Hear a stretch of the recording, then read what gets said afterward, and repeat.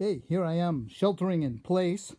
I'm sitting here underneath my blanket, which is good because then the entirety of all the air that interacts with me, either my skin or coming in through my lungs, is filtered through this blanket. So I'm feeling pretty good. This could be, mind you, quite an imposition to most people, but today what I have to do is write lyrics. So this works perfect. I just sit on here and right away. It's pretty cool. I got my book. I got pens over here. Lots of different colors so that when I got to edit things, I can do it in other colors so it doesn't turn into a mess. One of the things you'll see talking about messes though is that when I'm writing lyrics for a song, is it just takes pages and pages and pages. Um, and the reason for that is that writing lyrics isn't something easy like writing a book. If I'm writing a book, you just say what you want to say and then you go on. It's like the easiest thing in the world. For instance, let's say I wanted to go, in my book, I had a character, they wanted another character to give them some milk. So they'd say, could you go to the store and get me some milk? And then it'd be over with, right? You'd go like, yay, that part of the book is over with. But if you're writing lyrics, you go, okay, could you go to the store and get me some milk? Okay, very inconveniently, it's 11 syllables, and 11 syllables fits into what? Well, if you happen to be like an 11/8 time, then it would fit beautifully in a measure and you just go on. However, most rational people, unlike myself, write in 4/4 times, so you'd go like, how am I going to get 11 syllables into a measure of 4/4? Well, either I got to spit it out really quick, and nobody's going to understand what I'm saying, or maybe I work it out over multiple measures. Let's see, if I did it in 3 measures, that would give me 12 quarter notes with 11. So at some point there's a pause. Could you go to the store and get me some milk? And then it would come out at 12. But then you run into the next problem where you go like, okay, I really can't take 4 measures. I've only got so many measures before the song's over. I can't use up 3 of them to get that one idea out because it's just not that important. I mean, I got to touch on it, but it's not that important. So instead you go like, wait a minute, get me some milk. Oh, cow, there's 4 syllables, 4 beats. Perfect, I've got it done in 1 measure. But is get me some milk the same as could you go to the store and get me some milk? There's a couple of problems. First of all, the whole mentioning of the store goes away. So maybe people think, oh, just, get me, go over to the refrigerator and grab some milk. Or the other thing is the longer phrase is quite clearly a request. Somebody is asking somebody for something, where the second one is more of a command. Get me some milk. Okay?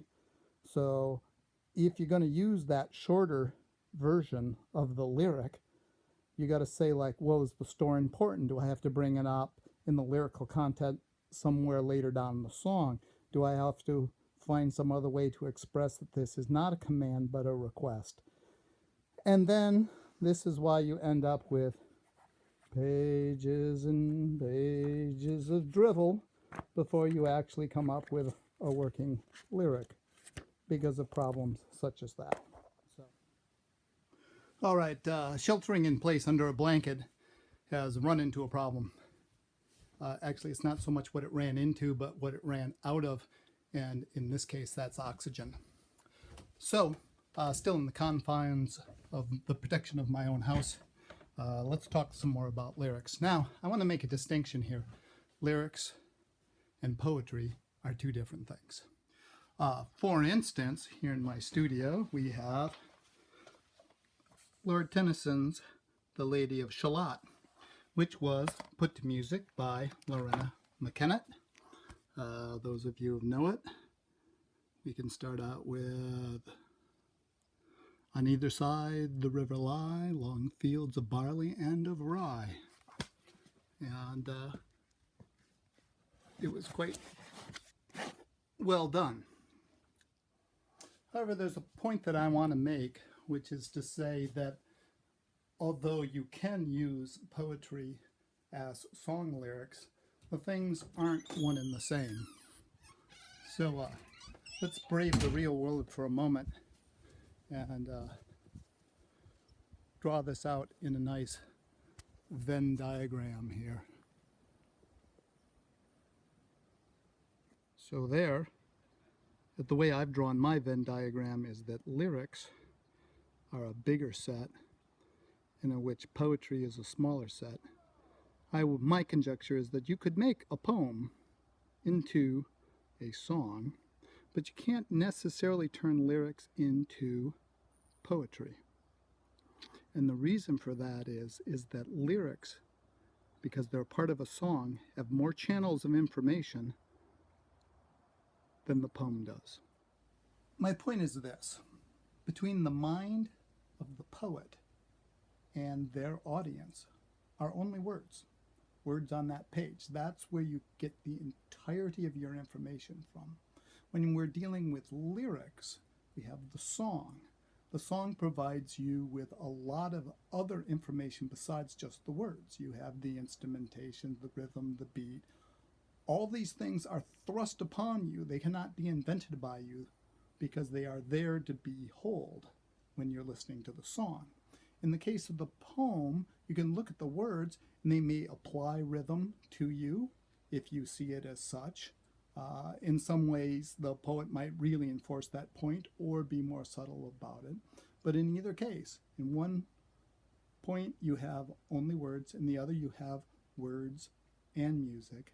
And because it is something to be listened to, it doesn't exist statically. It will always be performed, and whoever performs those lyrics will also add more information to it.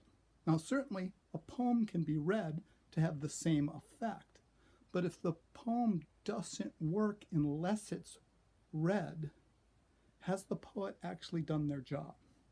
Shouldn't the poem be able to sit on the page alone and do what it needs to do?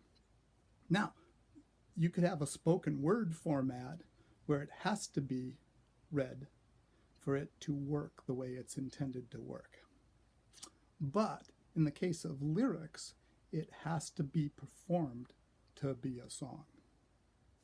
Now, what that means is you could write a perfectly good song that you could sing and dance along to, and it could be one of your favorites, but it doesn't mean that if you wrote it down on a page that it would read well at all. Matter of fact, I've run into that quite a few times when I've looked at the lyrics of a song that I've really enjoyed and found out that on paper it really kind of was a stinker. That's okay. It's lyrics. It's not supposed to be a poem. On the other hand, sometimes I'm really surprised. I remember reading lyrics for Black Sabbath songs and going like, oh my God, these read really well. Even without the music behind them, the big thundering guitars, which is what that music genre is really known for, it really worked well without the music. So, getting back to that book of notes that I had underneath the blanket, you see there's just pages and pages and pages of stuff. And that's me finding out how to say what I want to say and yet having it work within the confines of the piece of music. And that turns out to be quite a difficult task because I can't just say what I want to say. For instance, even just doing these videos, I just blot out my sentences any old which way, and as long as the words all make sense, then I've done my job. There's nobody coming up to me and saying, oh my God, that's got too many beats, or, you've run out of time. You just, that verse was 27 seconds long, and we're not 28, so you're done. We're cutting you off.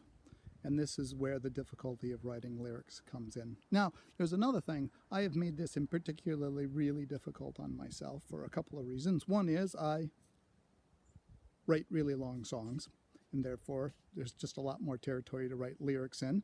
Some ways that gives me more freedom. In other ways, I just got to write a lot more crap. The second way that I've made life difficult for myself is that I just about never use repetition. Um, which leads me to the third point. I also don't write in standard songwriting formats, which is kind of verse, chorus, verse, chorus, verse, chorus. You're done. Because if you write one chorus and then just repeat it 3 times, well, all your choruses are done with the very first one you write. And if you repeat the first verse as the last verse, then you've done that. And then if you do things like fill it up with ooh, ooh, ooh, or la, la, la, la, la's, then you can take up lots of space there. Um, and then the next point being is that if you just write about really standard, typical subject matter, like for instance, me being a male and writing a rock and roll song, I would write lyrics obsessing about women, either positively or negatively, and therefore then I would have the most typical, normal rock and roll song in the universe. Instead, I've got it in my mind to write long songs uh, without repetition. And I've also got in my head that I need to do storytelling. And therefore, we have to deal with, characters and dialogue. And, is the story going from point A to point B? All of which means that I write a lot, a lot, a lot. And then eventually the whole thing kind of accretes, slowly into, usable lyrics. And then eventually we have to go to the next phase, which is with this here microphone. The next step is I have to sing the lyrics into place. I can write something on the page that I'm super happy with, and yet when it comes to singing it can be awkward or the phrasing doesn't work out. And a lot of times, you'll get the thing on the page and it's fantastic, but then it's a piece of poetry. It's not a lyric until you can sing it. And at the point that you can sing it, then it becomes a lyric. And sometimes you just got to do, I have a little analogy that I have in my mind. It's like when you've shoveled out your driveway and you've got it all set, and right before you get in the car, the snowplow comes by and just puts up that big berm of snow. And then you think, shit, I'm not going to shovel that crap. I'm just going to back up as far as I can in the driveway and go flying at that. And hopefully I'll bust through the other side.